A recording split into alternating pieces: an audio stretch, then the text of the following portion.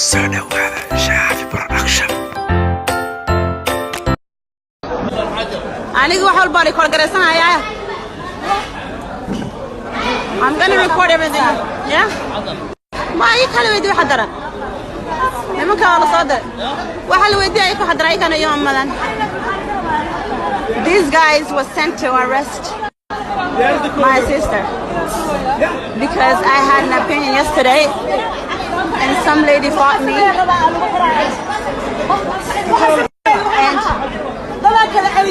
Maria, I'm sorry, just be quiet. Because I don't support whatever I want to support. This is what happens. For this side, sit down. This is what our government does today.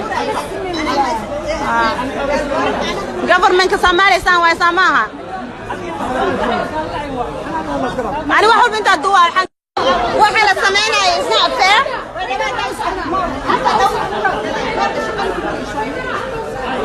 This is what's happening in Somalia. This is Kafadisa. Injustice. Kalaha. واحد بينا قاعد وحصاص مسائل كريسة وادوا والبادوا يا واحد فينا شيء يا وادوا I will let the world know who you guys are. Bullshit.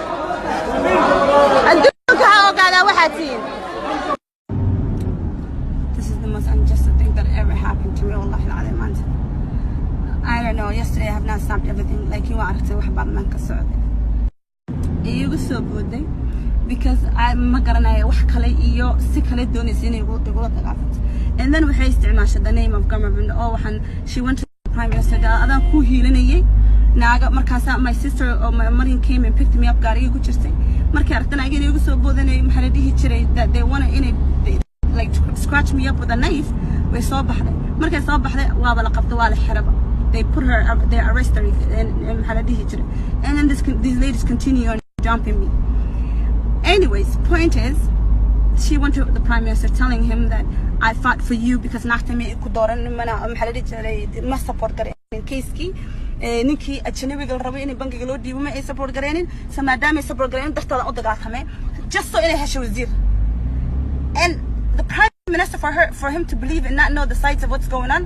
حقبتي maanta aniga u socon beedaw gabadha walaashay shal waa la xiray waa soo damintay maanta waxa la diyaarada si koraysa laga soo qabto raiisul wasaaraha soo amray inuu maxaa la dhihi jiray walaashay la soo qabto xumaataan in la ii waday in walaashay lagu sameeyo wax ayadoo maadaama ay meeshii ay gaariga isaarneed oo ay soo doonayay oo markii dagaalka dhacday ii soo baxday rabtay inay ogaato wixii dhacay maadaama inta yar maxaa la dhihi jiray meeshii ay taagneed naagihii aniga ugu soo boodana idilana ilaahay hadda waxa la dulmi ha sameeyay inay ku maxaa la dhihi jiray adiga ku babacismo ogido God knows waxa lagu maagay mise lagu dagaaltamay mise la isoo naagahan lagu soo diray ma garan karo xildhibaano bay leeyihiin waxay igu maagtay islaanta ma garanayo meesha markaan u soo bax banaanka mindi bay wato wallahi billahi talaqo magac ilaahay baan ku dhaartay shii knife way soo taagareys knife bay wadatay laba naag bay ugu jam garay. No one sees that case. Waxa la arkaa the fact that I didn't raise my hand in a support garay ajnabi in loo dhiibo bangiga oo sharciga noo qoran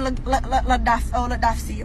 I don't support that. Like aniga that doesn't mean I went against the government. Aniga xildhibaan baan ahay mas'uul anigu ahay wax walba oo maxal wax walba ay dawladda rabto haddaan nacam aan dhihin macniis maxaa waay aniga inaan ahay mucaarad aniga ma weligeygana ma ahan weligeygana dawladda waa support garay farmaajana wuu og yahay qofku support garay from day one wuu ogaay ilaa maxaa la dhihi jiray ummadda ilaahayna wuu og yahay khayrana sidoo kale from day one I was there and I was supporting them.